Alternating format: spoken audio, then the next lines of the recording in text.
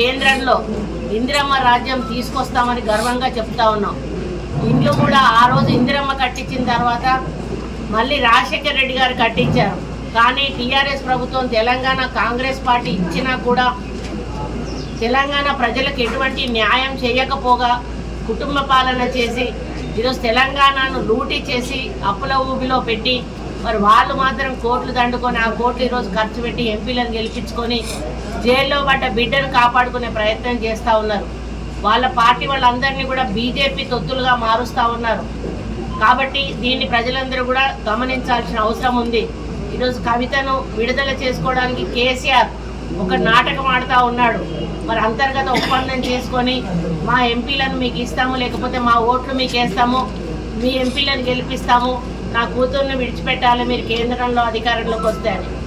అది కళలో కూడా జరగని పని. ఎందుకంటే కేంద్రంలో మోడీ ప్రభుత్వం అధికారంలోకి రాదు. 100% కూడా ఈరోజు బీజేపీ ప్రభుత్వం ఓటమి పాలు కాబోతా ఉంది. మరి రాముడి పేరు చెప్పుకొని ఓట్లు దండుకుందామని ప్రయత్నం చేస్తే అది కూడా రివర్స్ అయిపోయింది ఈరోజు మోడీకి. ఆ రాముడిని కానీ ఒక రాముడు కాకుండా సీతా సమేత లక్ష్మణ రాముడిని ప్రతిష్ఠించి ఉంటే ఈరోజు మోడీని హర్షించే వాళ్ళు ప్రజలు.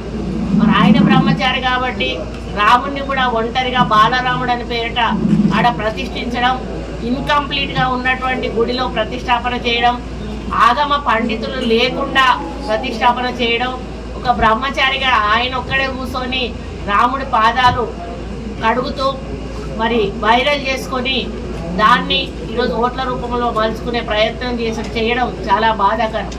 కాబట్టి ప్రజలందరూ కూడా గమనిస్తూ ఉన్నారు. కాంగ్రెస్ పాలన తెలంగాణలో చూస్తూ ఉన్నారు. ఇక్కడ మళ్ళీ ఎంపీలు కూడా కాంగ్రెస్ ఎంపీలు గెలవాలి, కేంద్రంలో కాంగ్రెస్ పార్టీ రావాలి అని కోరుకుంటూ ఉన్నారు. ముఖ్యంగా మెదక్ నుంచి ఇందిరమ్మ పోటీ చేసి ఇక్కడ నుంచి ప్రధానమంత్రి అయినటువంటి నియోజకవర్గం ఇది. దాదాపు 25 సంవత్సరాల నుంచి కూడా ఇక్కడ ఎంపీ క్యాండిడేట్ కాంగ్రెస్ పార్టీ కాకుండా వేరే పార్టీ వాళ్ళు ఉంటా ఉన్నారు. ఈసారి 100% ఇక్కడ కాంగ్రెస్ జెండా ఎగరబోతా ఉంది. నీలం మధు ఎంపీ కాబోతా ఉన్నారు. ఆయన పార్లమెంట్లో అడుగు పెట్టబోతా ఉన్నారు. ఇందిరమ్మ నియోజకవర్గాన్ని అన్ని రకాల అభివృద్ధి చేయబోతా ఉన్నారు. కాబట్టి రేపు రాహుల్ గాంధీ గారు కూడా ప్రత్యేకమైన దృష్టితో మరి ఈ మెదక్ పార్లమెంటు మీద ఉన్నటువంటి ప్రేమతో రేపు ఇక్కడ వారు భారీ బహిరంగ సభకు హాజరు కాబోతా ఉన్నారు.